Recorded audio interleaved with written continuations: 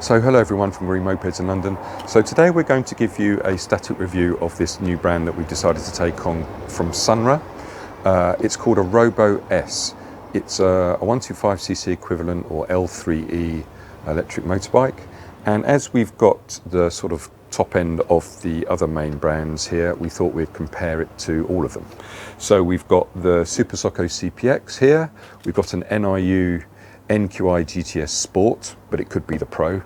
And then at the end, we've got a Horwin EK3. So we're going to run around the bikes as usual, show you some interesting things about them, and hopefully that will help you make an informed decision. So let's get to it.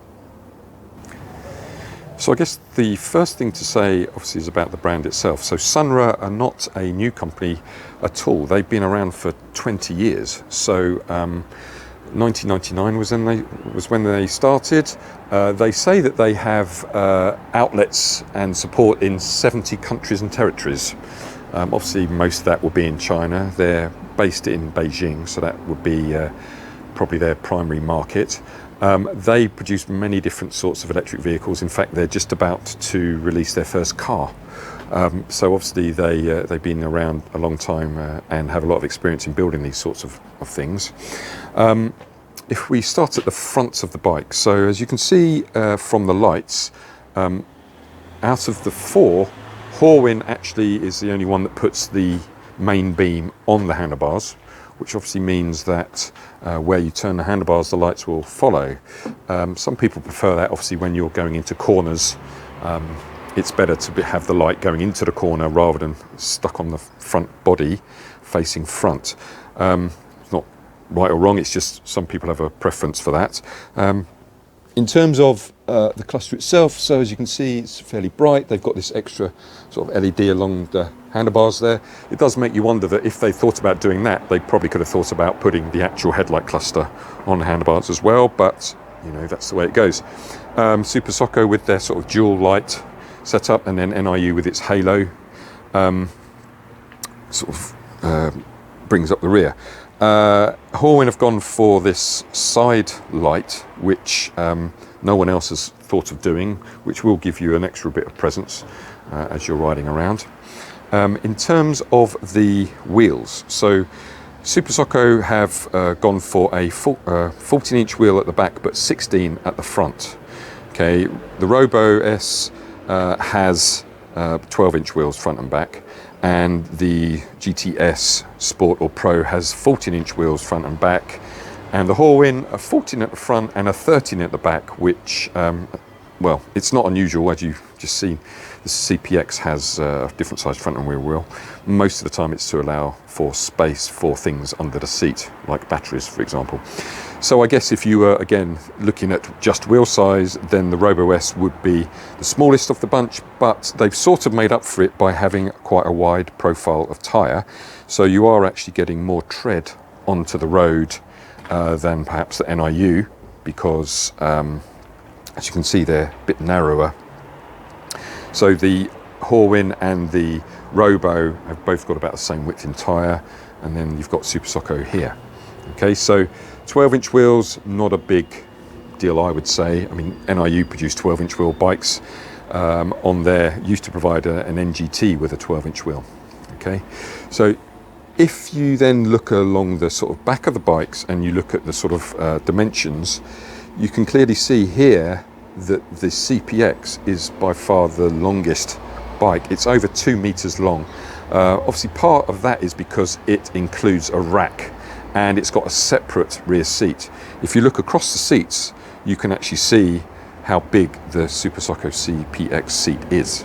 Okay, so if you're, you know, going to be riding this continuously with two people, then the CPX would provide a much more comfortable ride for the second person. It's you know, it's about the same, the main seat is about the same length as the other three seats in total. Okay, so it's clearly been made with two people in mind. Okay, one of the other things, as we're talking about seats, is actually the width. So the width of the CPX seat is pretty wide. It's a bit hard to tell from this, but if you look down here, as you can see that although this part of the seat is narrow, it's got these sort of extra parts to it, And we've had some people come in and say that makes it as if the seat is a lot higher, because obviously if you've got to spread your legs wider, then it's as if the seat is higher. Okay, so even though technically the seat's heights are pretty similar, which you can tell by looking across them all here, you know, in theory the Robo should have the lowest seat height because it's got the smallest wheels, but it's, you know, hardly anything in it if assuming that all the stands are the same size. But because of the width of the seat of the CPX, it essentially means that you've got to be taller or have longer legs to get over it because of the width. Okay, the next one in terms of that would be the Horwin. Okay, so again, it's got quite a narrow bit here, but because of these extra bits here, it gives it the sort of impression that it's quite a high seat height, when from a height perspective it's not, but from a, you know, length of your leg perspective it is. Okay, so that's something to note. And obviously if you came here for a test ride when we're allowed to do that, you would probably realize that. Okay, so just as we're looking at the front of them, colors come to mind. So the Robo-S comes in just two colors, white and black.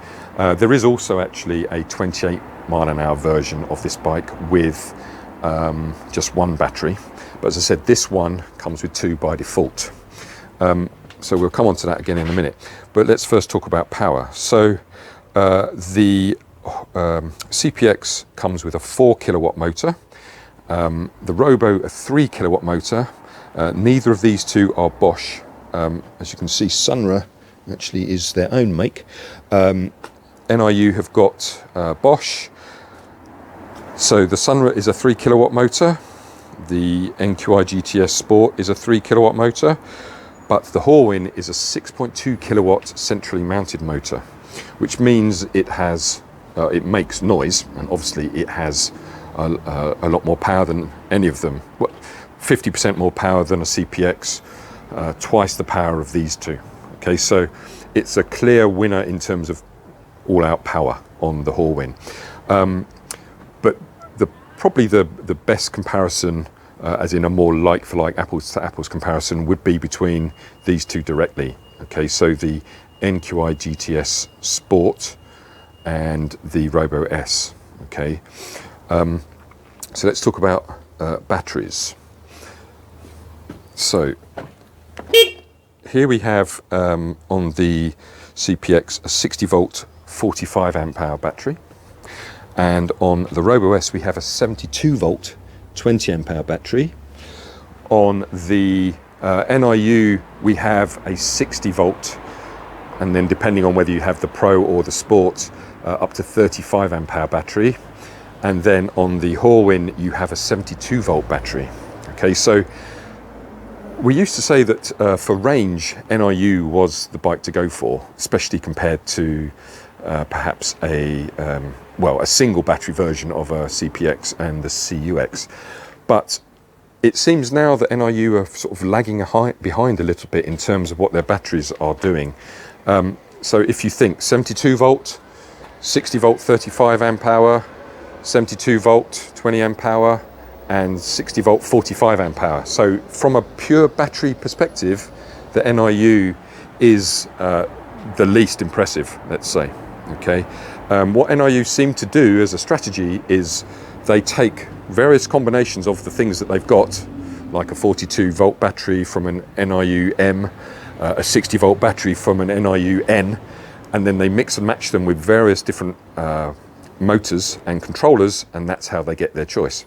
Okay, so if you are just comparing battery, then it would be, NIU would be actually in last place in terms of the performance of the battery itself. Okay, but most people don't care about that necessarily, they care about range.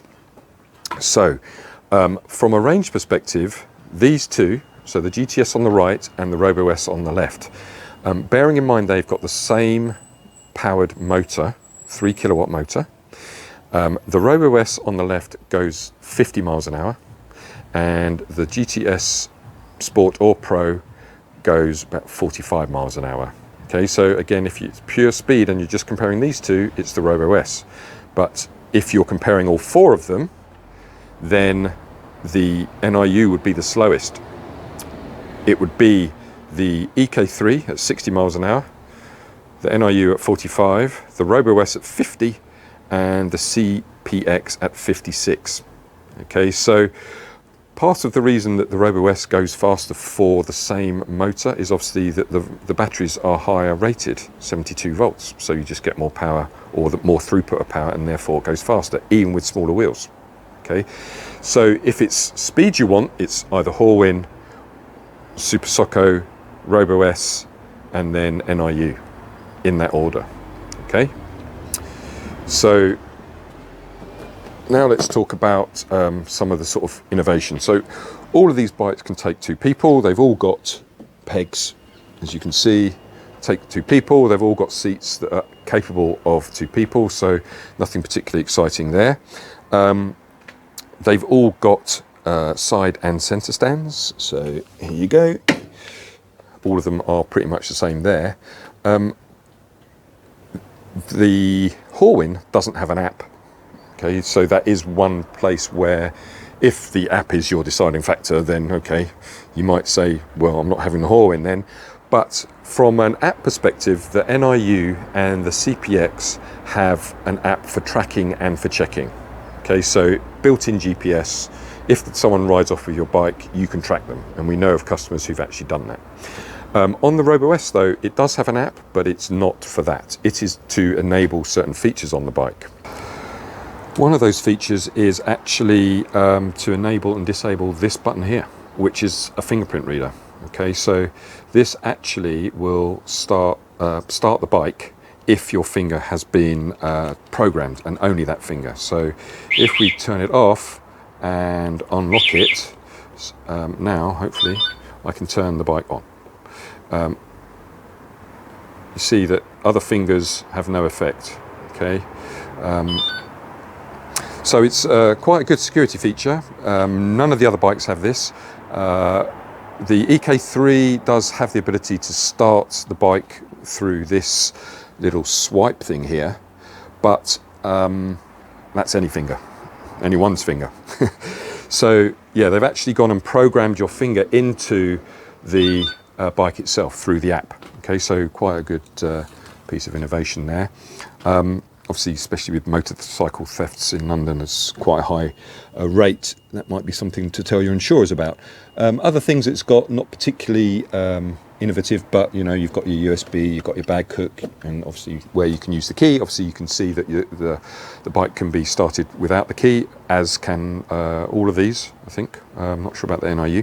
But as for the dash itself, it's pretty standard. The bike can be ridden with 1 battery, like the NIUs, NGTs anyway. If you only have 1 battery in it, it will only go 28 miles an hour. Okay, so it tells you obviously that the second battery is missing. That's what this light means also, but it will still go. A slight piece of difference between this and the other bike is that the ready light just means the bike is on, which you would know anyway. The P is the thing that enables the throttle. So as you can see at the moment, because the P button is on, it's not actually going anywhere. You've got your P button here. Interestingly, you've got a reverse gear, which the CPx has, and we've talked about that in the past as to how much you would actually use it. But the P button here enables and disables the ready button, the throttle. Okay, so now it will go. Obviously, with only 1 battery, it will only get to 30. Let's say 35, is it, in mode 3, something like that. It won't go to 50. So it's like the NIUs. NIU NGTs can be ridden with 1 battery, but you're only going to get 28 out of it. Okay, so useful if you want to have 1 battery charging and 1 being used, but obviously it'd be nice to have the full speed, which is where the CPx and the EK3 come in. So the CPx will still do its 56 miles an hour with just 1 battery. Okay, so the second battery only gives it more range. It doesn't actually enable more speed. Okay, so on these 2, you're getting more speed with the second battery. So as we're on to batteries, one of the big features or interesting pieces of innovation that SunRa have done is managed to get 2 batteries under the floor. Okay, so NIU have 1 battery under the floor. Pretty much everybody else has 1 battery under the seat. So here you can see the battery slides forward, and when you've attached the cable, push it back and you've got space for the second one. Okay, so this means of course that you get all the space under the seat, which none of the others do. Okay, so you can obviously get a full-faced helmet in there.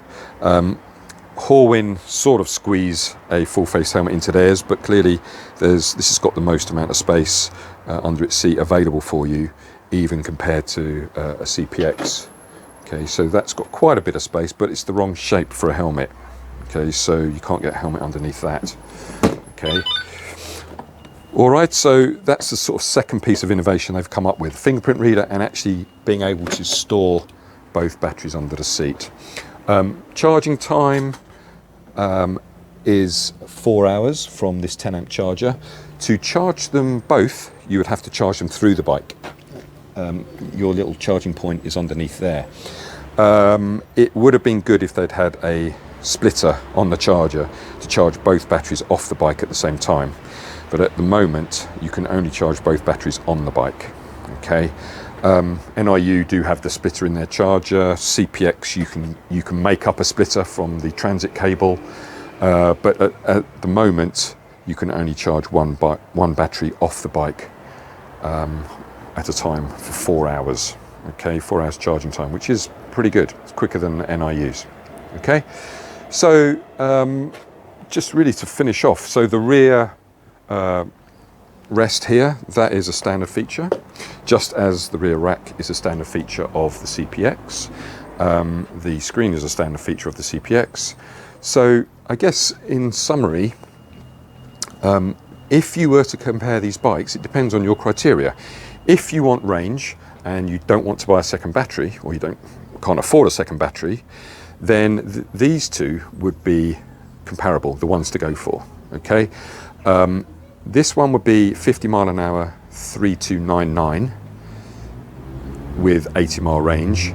This one would be either 70 mile range, 45 miles an hour for £300 less, or 45 miles an hour, the same range for £300 more. Okay, so it's basically right between the NQiGTS Sport and the NQiGTS Pro. From a performance perspective, it's more like the NQiGTS Pro. So therefore, you're basically getting an NQiGTS Pro for £300 less. You've got a bit of innovation, which is the fingerprint reader. You've got all the space under the seat, which is better than any of these other bikes. I guess the slight thing would be the fact that you can't charge both batteries off the bike together, but you could buy another charger, which is about another 150 quid. Okay, it comes with the rear rest included, only 2 choices of colour if that's a big thing, smaller wheels, but all in all it would be, in my opinion, comparable to an NQiGTS Pro, but for £300 less. Okay, so I hope you found that useful. Probably a lot to take in, but these are sort of like all bikes in a similar category at the moment. Lots of choices to which way you would go. Obviously, if you have any more questions, then please feel free to contact us at hello@greenmopeds.com. Thanks very much.